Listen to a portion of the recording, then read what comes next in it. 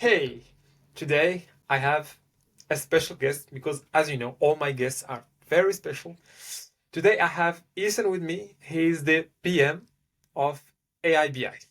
Hi, Ethan. Hey, Yusuf, how's it going? All good, all good. I've been waiting to record this session with you for a very long time.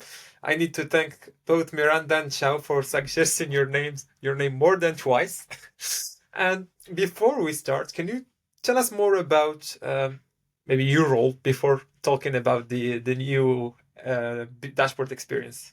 Yeah, definitely. I'm a product manager here at Databricks. Day to day, I focus on AIBI dashboards, but obviously that dashboards talk to Genie and all the other areas of the platform. So I kind of dabble around in other things as well. Very clear, very, let's say, crystal clear. And can you, let's say, walk us through how like Databricks went from the old or the previous dashboarding experience to Lakeview, then being rebranded to AIBI dashboards? Yeah, definitely. Definitely there's been some changes. So happy to clear up any confusions and to kind of tell the whole story. But basically, how it all started was that Databricks used to offer a dashboard product that is now called Legacy Dashboards. The product came in through the acquisition of Redash. And it was meant to be kind of a pretty bare bones dashboarding experience built directly on the platform. And we saw a lot more uptake for that product than we were expecting. We weren't expecting so many folks to be interested in building dashboards. But we heard from customers that's like they said to us, we love that we can visualize data directly where our data is. We don't have to take it to a third-party tool. We love the convenience. We love that we can quickly iterate and get some quick insights and share them out. But that product had a bunch of drawbacks. The main one being the data model, where you first had to create a set of queries, and then your dashboards would pull those queries into those canvases. And then that made sharing difficult because to share a dashboard, you also had to make sure that all the underlying queries had to be shared at the same time. And if somebody made a change to one of those queries and say 17 dashboards are using them, like you wouldn't actually know that they're affecting like 17 dashboards downstream. So if you wanted to build this like really clean presentation layer, you couldn't do that super easily because you had to manage all these different objects in different places. So with AIBI, like one of the key changes we made moving into actually what we call Lakeview dashboards back then was we wanted to consolidate that data model so that your data sets and your dashboard visualizations and your canvas would all be encapsulated into one kind of native object. And then we also took this opportunity to do a lot more, AI augmented improvements to the authorship. So for example, you can do things like configure visualizations of natural language. We've improved the UI, so a lot more things are point and click. Also, we moved to a much more modern and fast performing visualization library. So all of that kind of became what we call Lakeview dashboards. And then what ultimately drove like the rebrand from Lakeview to AIBI is that we wanted to consolidate Genie spaces and Lakeview dashboards under kind of one product line. So if you can think of AIBI as Databricks' official BI offering, and that's a new product line that contains two products. So we've got AIBI Dashboards and AIBI Genie. And I'm excited to walk through some demos today on how like those two products actually connect and you can use them together. Yeah, and for those who still don't know what's AIBI Genie, it's basically a new feature that Databricks released. You just bring several tables and then you start asking questions with natural language questions and say, hey, what's my revenue this year? And you can add some instructions and then it's basically translate your questions to SQL queries and it runs on the SQL warehouse using the permissions you do have. So it still enforces the same permissions and they added so many cool features there. Maybe we will talk about them later. And last but not least is AIBI Genie was integrated with dashboards. So in case I think I find this thing very, very interesting because dashboards are good. They are very helpful, but sometimes the dashboard may not have the answer to the question you do have. And that's where, for example, you can switch to Genie and ask question, hey, what's my revenue on this specific product sold by this specific person on this specific region? So it's very Exactly. dumb example, but this is basically kind of stuff that you can do. And then later you can ask maybe your data analyst to build this visualization in your dashboard. Exactly. And can you let's say can you tell us more about the roadmap and then we can switch to the demo? Yeah, definitely. So, as you'll see in the demo in a second, we've done a lot of improvements to AIBI dashboard specifically to make a lot more layout options possible, a lot more visualizations possible. And then also we've kind of wrapped up the interactivity gaps that we had of legacy dashboards. So now you can do your full range of parameters like your date ranges, your multi-selects, and things like that. And then beyond that, we're always working on integrating Genie and dashboards closer together. So for example, right now what you'll see in a second is that Genie will be able to generate new visualizations, but we'd love to give you a way to take those generated visualizations and add them directly back into the canvas. So you can work with Genie as this way of creating data sets, right, and also, creating new visualizations. There's also improvements we want to make towards maps. So today we have point maps. We want to make sure you can also shade things like areas of choropleth. And then just a lot more improvements on like the fine tuning of the canvas sizes and things like that as well. But I'll talk through that kind of in more detail as I'm walking through the product. Perfect. So Okay. you can start showing Sounds us your good. Let demo. me let me do that. Um, okay. I hope everybody can see this okay. Yeah. But this is an example of kind of the latest and greatest of AIBI dashboards. So we're in draft mode right now. And the first thing you'll notice is that we've actually finally introduced multiple pages. So it was a common request, previously, if you had a lot of visualizations, you had to make one very long dashboard. And that wasn't super performant, and it also made it hard to navigate. But now you can click between all of these pages, split them up. I can create a new page. If I wanted to grab this visualization, I can copy it with my keyboard, paste it into this new page, and I can start managing things kind of in all these different kind of layout options. I think this one is super cool because in the past you had to create many dashboards, like either stack all your charts in the same one, but you end up having a long dashboard. Now you can just build one with all the tabs, and I think this is one of the most exciting features has been released in the last month, I guess. Yeah, definitely. And one thing I wanted to call out when I mentioned performance is that if you have multiple pages and a viewer in publish mode goes to view that dashboard, we'll actually only run the data sets required to render the page that they open. So if you know that 80% of people will only ever use the summary page, and like some keeners are going to want to look at the details, the work that's needed to render the visualizations and kind of get the data to fetch the details actually won't run until somebody explicitly clicks over here. So you can really split this up and then optimize performance in that way. Some other things I wanted to show, obviously with AIBI and AI being in the name, is all the different ways you can use AI to assist you in building your dashboards.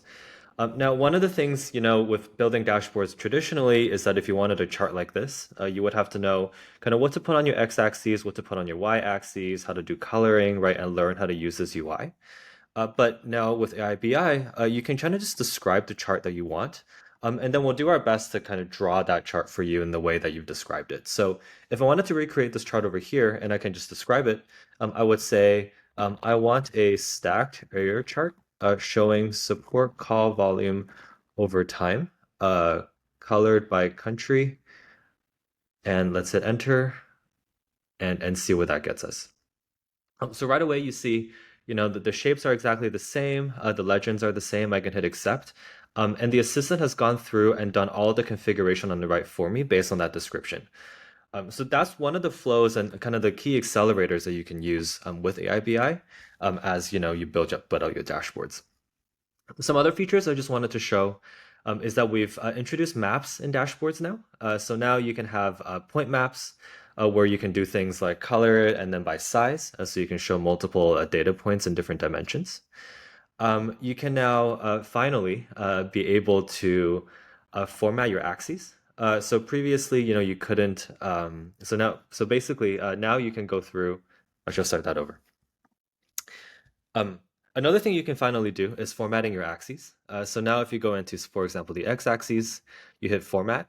You can start choosing the types of data that you have. So for example, if you're doing dollar signs for currency or percentages, and how many decimal places you want, you can now really get the dashboard to show up in the way that you want it to. If you haven't used our pivot tables in a while, pivot table has also gone through a bunch of improvements, not just in the styling, but you can also conditionally color your cells. I won't go into too much detail here. Pivot table goes pretty deep, but just know that if you haven't played with it in a while, it's definitely gone a lot better, and we definitely encourage you to give it another go. Um, so that's kind of the basics of dashboards and the editor. But we've also made key improvements to the sharing experience and that integration of Genie that I was talking about. So if you take this dashboard and you publish it, you'll see that this enable Genie section has been added. And what it means is based on the context of your dashboard. So what are the visualizations? What are the data sets? And what are those comments that you have and you see related to those tables that you're referencing? We will actually automatically generate a Genie space for you that is like contextualized to the data that you have in your dashboard. So what that looks like is when you hit publish, and then I go into publish mode. Your users will have access to this Ask Genie button, and that's going to bring up this chat window for you to ask follow-up questions. So just like what Yusuf was saying, if you had a dashboard that answered, 80% of the questions that your viewer might want to know, but for example, in this case, it is a support dashboard, and you want to know who are my top support agents, who close the most tickets in a month. That actually isn't super easy to get at based on just the visualizations that are available. So you can ask Genie to answer that question for you. So if you wanted to say, based on this details table, who are my top support agents who closed the most tickets in January of 2023? Because I see some January timelines here. Genie's going to take that into consideration, look at all the visualizations and the columns and the data sets, and then essentially return me back with new answers. So my favorite thing about Genie actually is that it doesn't just give you answers, it tells you exactly what it's doing. So what this is saying is that the query counts the number of closed tickets for each support agent. It ranks them based on count and then selects the top three. And it's telling you that it understands that January is between January 1st and January 31st of 2023. Right, you've got your table here. You can resize it to get more information if it was bigger. Right, and then if you are a SQL Fluent analyst, you can go through and also verify that the underlying generated SQL is correct. And we think this is a really powerful use case, whereas traditionally you might have had to do things like, call up that data engineer or the data scientist who built this dashboard to create this new visualization, add new filters for you to kind of consistently get at this information.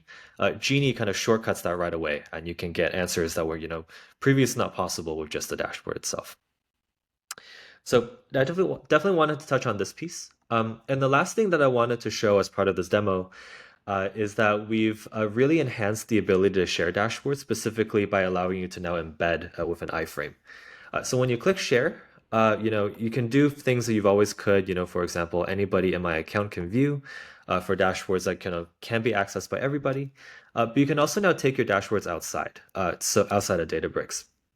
So when you click embed, you get this really clean iframe that you can put into any app or a tool that you have that supports iframes.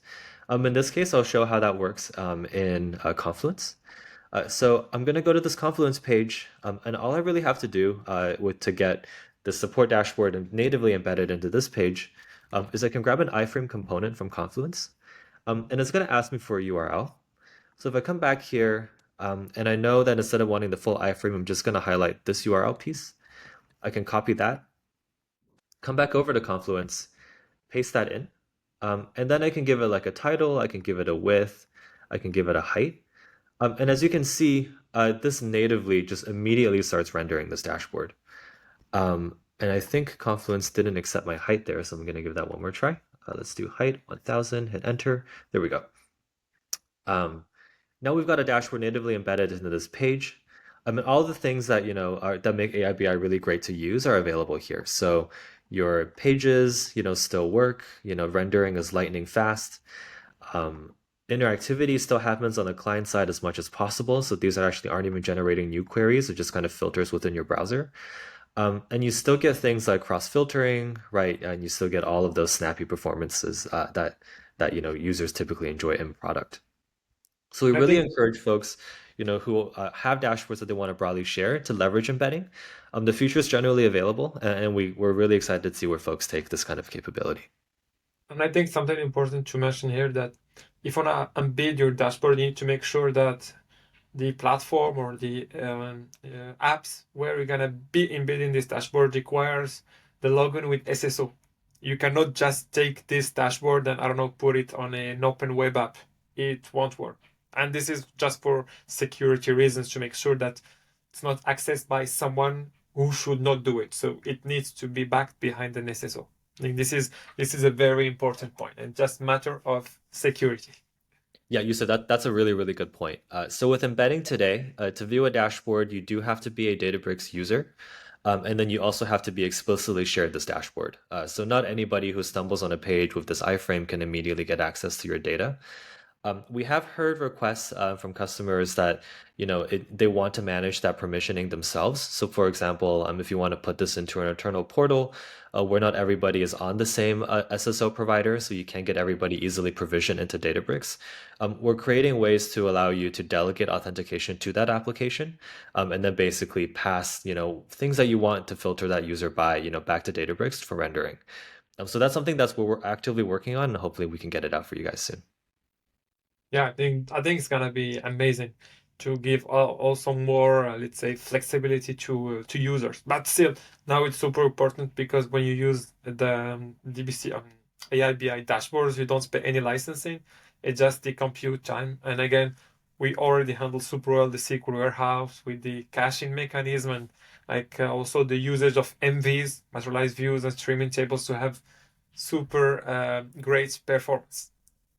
And plus, if you are maybe not as good in building charts, so like the assistant will help you build beautiful charts.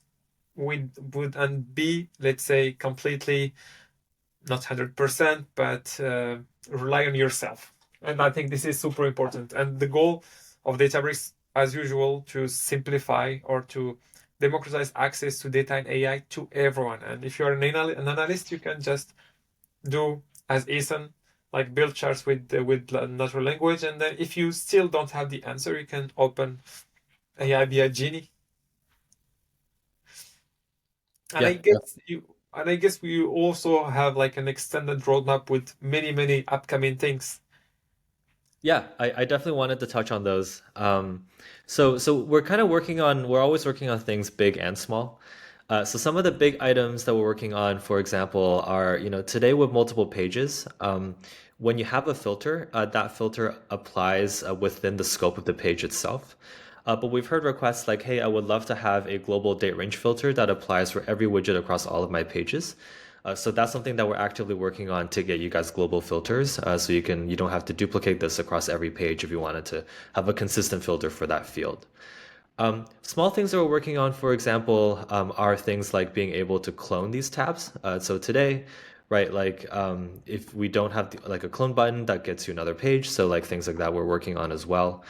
That app delegated embedding is something that I mentioned we're working on. Calculated fields is a big piece. So being able to, not just take the fields that are available, within your data set, but also actually doing additional calculations like, hey, I just want a new column that's the sum between the column A and column C, and being able to compute that within the visualization rather than having to do that within the SQL. So that, if you have a goal table and your dashboard builder isn't super familiar with doing that sort of thing via SQL, they can do that with kind of just entering basic math using like SQL type expressions within the UI. So plenty of exciting things happening on that front. I would definitely encourage everybody to look at our AIBI release notes. We release every week, so you'll definitely see some goodies from there every single time. And I think something also important to mention, if I'm not wrong, now you can support deployment with asset bundles. Yep, that's right. Dabs came out in the past 2 months. Yeah, that's super. That's amazing. So you've seen how this product like evolved a lot since the GA on at Data and AI Summit, and that was just I think 6 months ago. So Yeah, I'm really keen to see what you're gonna be presenting at the next Data and AI Summit. I'm pretty sure it's gonna be something amazing. we hope so too. Actually, you said one thing. Last thing I wanted to show for folks is if you have a legacy dashboard, we've also really made the experience a lot better for migrating them. So just real quick, I've got a legacy dashboard here, right? And previously, if you've tried migrating a legacy dashboard to AIBI, you might have seen that, there were a couple things that didn't work. For example, your parameters might not have converted correctly, so that you saw some broken charts on the other side.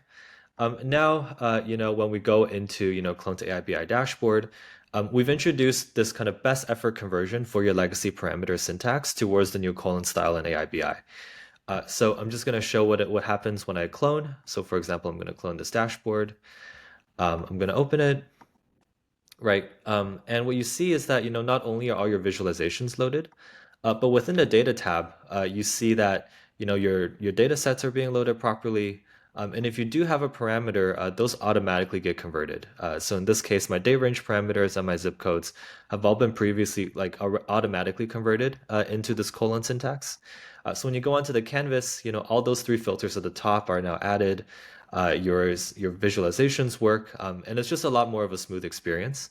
And this also is available in the API as well. So if you want to start bulk migrating any remaining legacy dashboards that you still use and you couldn't before, because these parameters weren't supported, just rest assured that that's now fixed. That's amazing. Thank you. Thank you so much, Ethan. And looking forward to our next recording. Yeah, thank you, Yusuf.